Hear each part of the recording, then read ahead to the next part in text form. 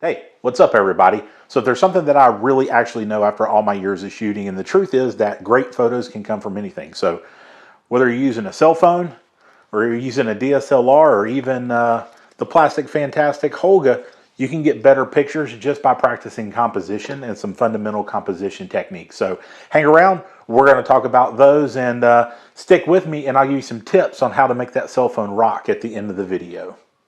I'm John.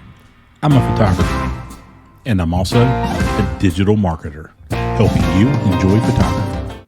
All right, everyone, we're going to jump right to it. We're going to start off with a basic composition rule called the rule of thirds. So what is the rule of thirds? This is really simple. What you want to do is place the subject of interest or the object of your photograph in a third of the frame. So that might be the left, the middle, or the right third, or the top, the middle, or the bottom third. So you can see a picture here of my son, Carter, and he is leaning against the left side of the frame, but his body and his head and his eyes are all in the left third. His head is actually in the upper third, which will bring me to my next point. Here you can see I've overlaid some grid lines to closely approximate where the thirds of the frame are. The cool thing is, pretty much every camera has these lines where you can turn them on or off.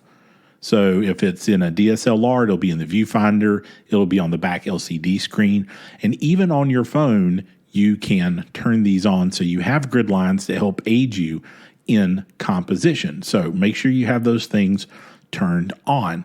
The goal of this, if you want to take it a step further, is to have points of interest, such as the eyes in this case, land on the intersection of those lines.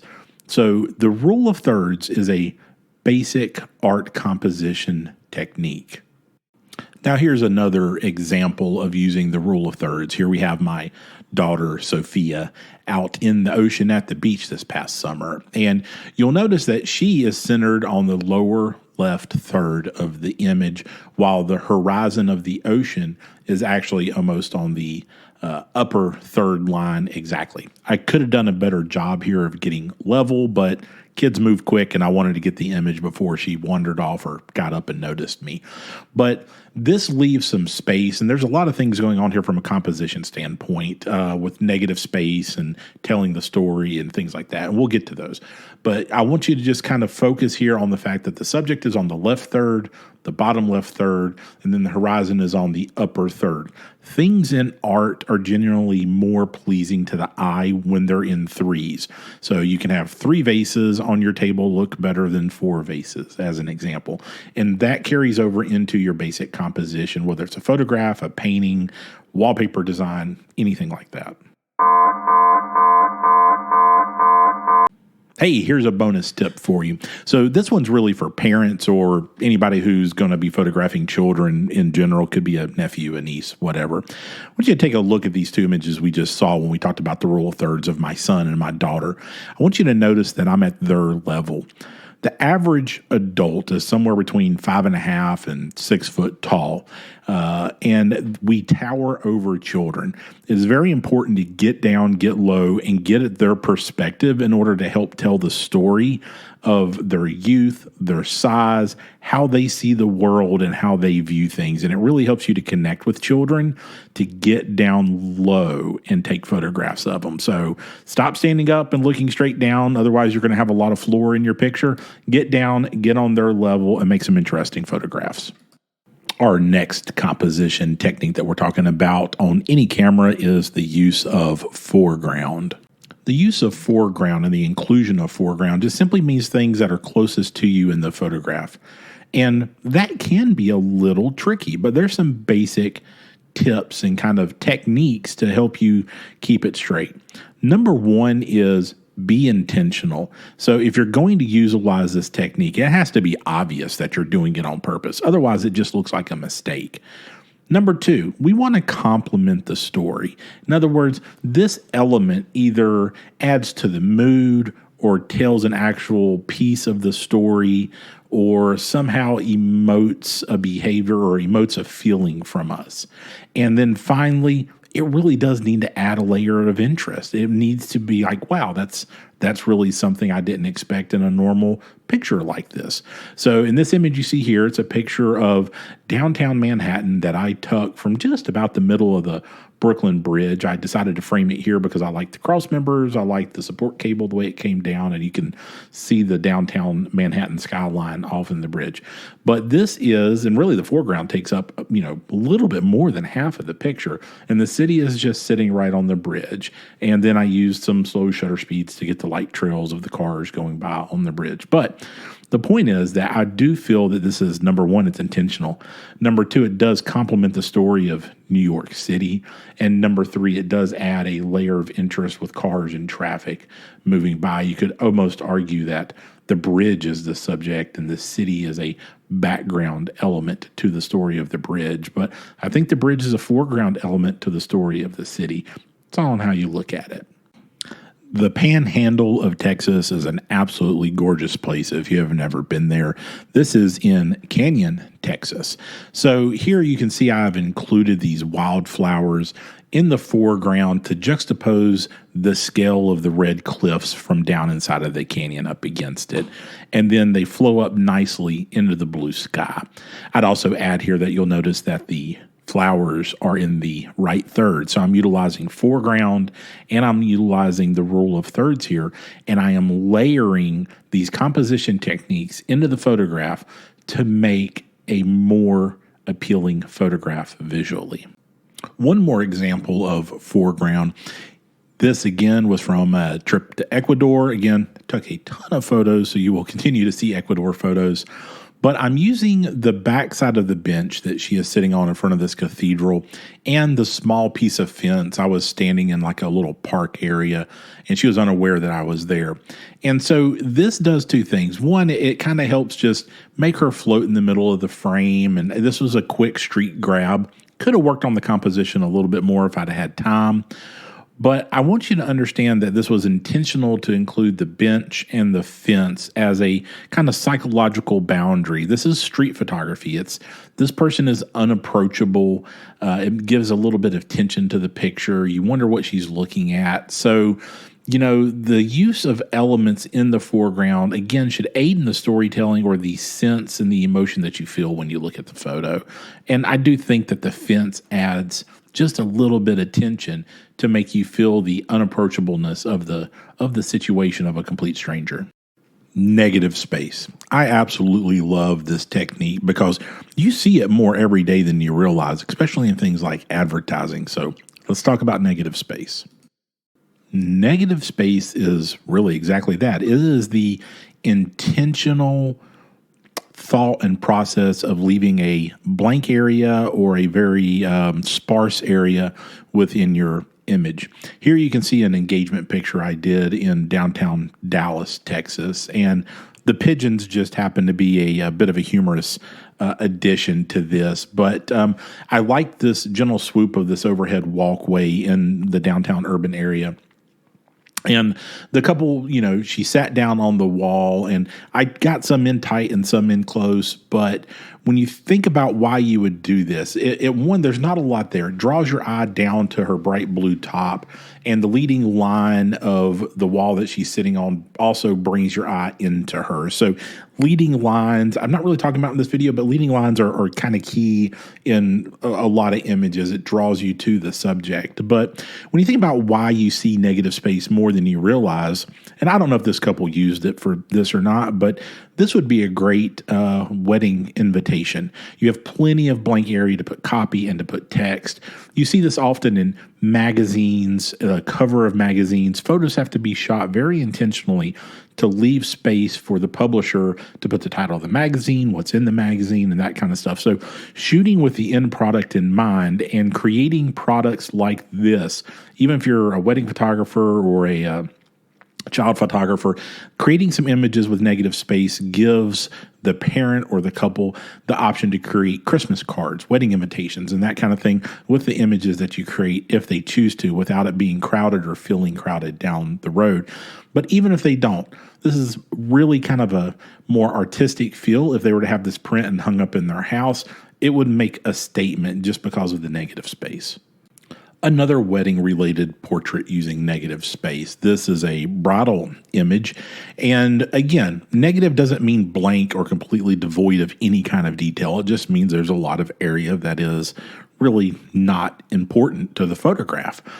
So the bride is in the left window frame and she's looking to the left, which again, that's an intentional pose to add tension because the right side of the frame is the negative space.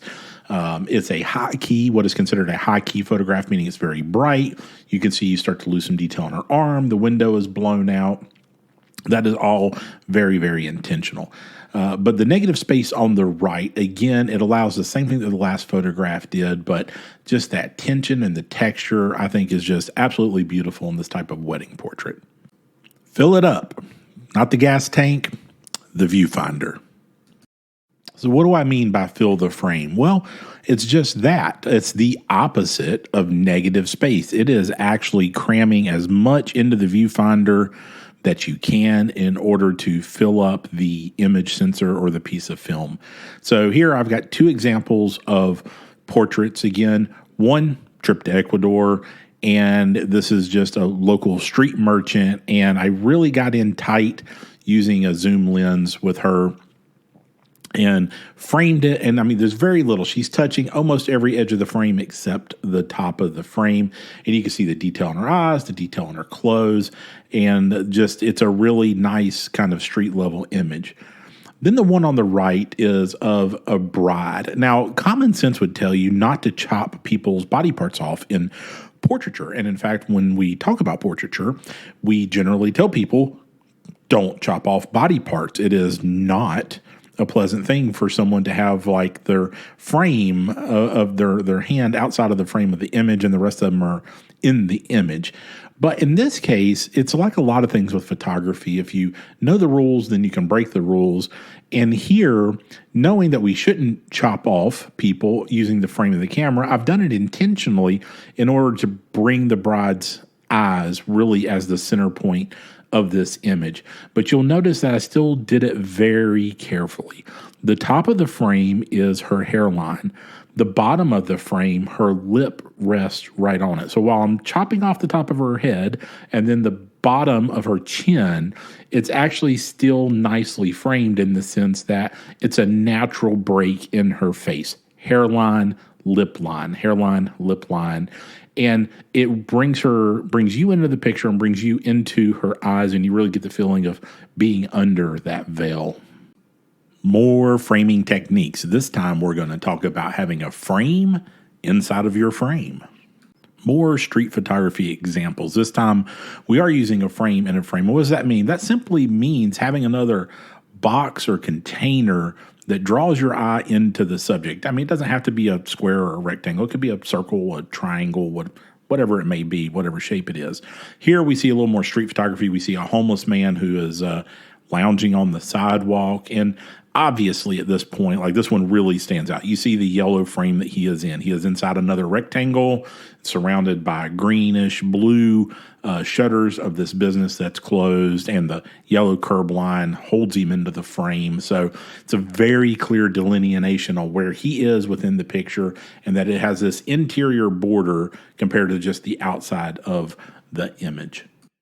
I literally just said that a frame in a frame is a container that holds the subject of your image, but I'm now going to tell you that that's not always the case. The container or the frame can also be incomplete. It can just be a very clear delineation between one thing and another thing. So here is another wedding photograph from an Orthodox Indian wedding that I shot. And as they're placing the wrap over the bride's head, the gift from the groom's family to her, you can see that it creates a very clear distinction that she is on the right side of this, that this is framing her face. It draws you into her, and she is contained within this kind of segment of the photograph, even though the fabric doesn't obviously encase her completely. Otherwise, you would not be able to see her. So just understand that a frame can also just be a single component on one side or a couple sides of an image, not necessarily all the way around as a container would be. The last piece of composition we're going to talk about before we get to those phone hacks or, well, phone tips and techniques. Anyway, story time. That's the whole point of taking a picture, is to tell a story. So let's talk about visual storytelling. It may not be your default mode, but you can see some visual things here that we have done. You call it a frame, a leading line, but mostly it's a head and a pile of fruit. So I'm going to classify it as humor. Yes, humor can be a visual storytelling cue, and it is something that I think you should take into consideration. I used to always, for the bride and groom at weddings, shoot everybody at the reception, or have my second shooter at the reception shoot people literally putting food in their mouth and being just absolutely ridiculous, just for the family to laugh at. It was never anything that was going to be in an album. It wasn't me being mean or vindictive, but everybody likes to see Uncle Bob shoving an ice cream cone in his mouth. So think about humor when you're taking a photograph. It doesn't have to be serious. This is about having fun while you're telling the story. Here we see an example of perspective. Perspective is key. You know, I'm shooting my children. They wanted to launch off these little, I call them driveway fireworks, the little boxes you can get in the grocery store. It was slightly before 4th of July. They just had to have some. So, you know, I could have stood in front of them and took a picture of their face while they were watching the fireworks, but you wouldn't have known what they were doing. And in this case, you know, I've over-exaggerated how far I moved them back to keep them safe, especially the little one.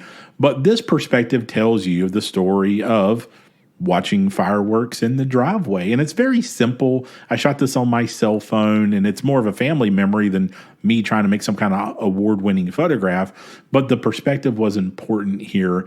And you don't always have to show someone's face. And often you show someone's face with no context to the situation that they're in. And years from now, when you look at the photo, you can't really remember why you even took the photo. But then sometimes the story is the face, and that's exactly what you want to do. Is you want to exclude everything else that's around, because just in and of itself, visually shooting someone directly head on personally does tell the story of what's going on. I could show you this image, and obviously you see a man enjoying a cigar, but as you look closer, you see that he's dressed up. It's a formal occasion. You see the wedding ring. So this was his wedding day. This was at their reception. And while you may not necessarily know it was the wedding day, you do know that this is an event. He's dressed up.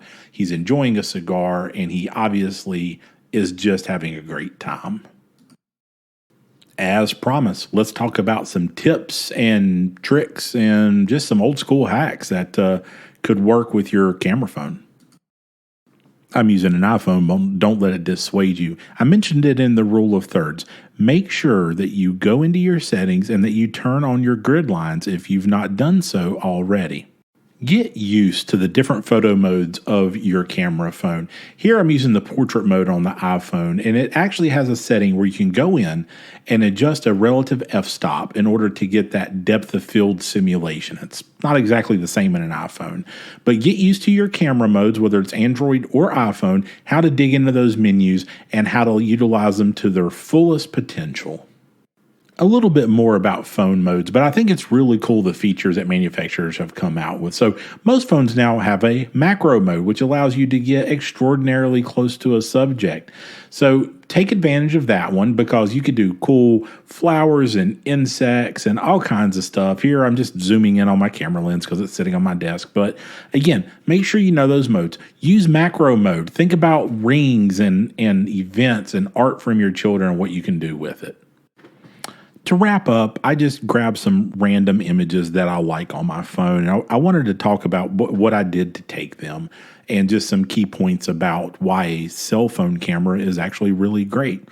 This first image, I was at an event for work, and this is going to sound crazy, but there's an old technique in photography of rubbing Vaseline on your camera, not the lens, but you would use a clear filter, and it would give you a nice dreamy kind of portrait feel. Think glamour shots, mid-'80s kind of softness to the image, depending on how much Vaseline you would put on the lens. And in this case, like, I was shooting this image, and I had taken several iterations of it, of the driver standing on top of this cart, and they were good. I liked them, but I'm like, what could I do to up this? I really wanted to add a little more light burst, a little more of that to kind of star look and the halo effect. And so I thought about the things that would create that. And I'm like, yeah, I actually need a filter. They make starlight filters for DSLRs you can screw on the end of your cameras that will create this exact look. Or you can do it in post. But I was doing this live and I had just my camera with me. So I turned the camera around and put a big old greasy thumbprint right on the lenses. And that thumbprint is actually what created the starburst and this smeary kind of halo around the driver's head, which I think was just really pretty cool. And the second image, and I just want to talk about this, is my wife, my son. Your cell phone is a great camera because it is the one that is with you the most. We, even as photographers, don't always carry an SLR with us or a larger, nicer camera, or it's cumbersome to get it out and it's not as quick to get set up. When you're capturing in the moment stuff, this is just great. My wife and son were just playing and I whipped my camera out. He looked right at me and I got the image. So your camera phone is great. Yeah, and there's a saying that says the best camera is the camera that is with you. And then finally, the last point I want to make about why your cell phone camera is great and to not overlook this is the intimate moments and the places where a large camera would just be obtrusive. I mean, companies like Leica have built their entire reputation on making small, compact, unobtrusive cameras for street photography. But in this case, my wife and I were on a trip. And I just turned around. She had this beautiful light coming in through the window. And I wanted a picture of her on the airplane. And so obviously I just took it and I used some exposure control on the camera in order to bring down the ambient light and really get her face lit and have the light drop off quickly. So again, unobtrusive, compact, not noticeable, has a lot of value in photography. All right, everyone. I'm going to wrap up here. I just want to let you know that I'm going to unpack each one of these composition techniques in later videos individually with their own video, but this is just a photography 101 overview of introduction to composition. I want you to start thinking about art and what it takes to be creative, think outside of the box, and bring to life interesting and dynamic photos, not just simply what we would refer to as a snapshot. So stick around, you'll see more, and you'll see more videos on each one of these composition techniques as I put up more videos.